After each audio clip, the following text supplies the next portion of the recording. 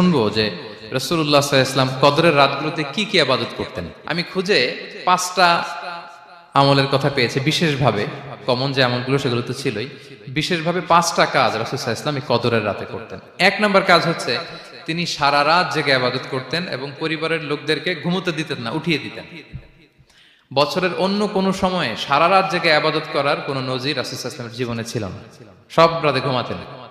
আমি জহুর বারুতে একটা কনভেনশনে the daily routine of prophet সাল্লাল্লাহু আলাইহি ওয়াসাল্লাম একটা আলোচনা করেছিলাম, যেখানে রাসূল সাল্লাল্লাহু আলাইহি ওয়াসাল্লামের দৈনন্দিন জীবনের রুটিন আলোচনা করেছিলাম। সেখানে আমরা বলেছি যে রাসূল সাল্লাল্লাহু আলাইহি ওয়াসাল্লামের দৈনন্দিন অভ্যাস ছিল তিনি এশার পরেই তাড়াতাড়ি ঘুমিয়ে পড়তেন আর মিড নাইটে উঠতেন। রাসূল সাল্লাল্লাহু আলাইহি ওয়াসাল্লামের কর্মদিবস শুরু হতো মিড নাইটে। আমাদের তো সকালে কারো আরো অনেক পরে শুরু হয়, রাসূল সাল্লাল্লাহু আলাইহি ওয়াসাল্লামের কর্মদিবস শুরু হতো বেসিক্যালি মিড নাইটে।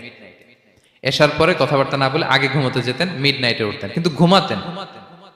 ঘুম ছাড়া রাত কাটাতেন না। সারা বছরের এটা ছিল যে এশার পর ঘুম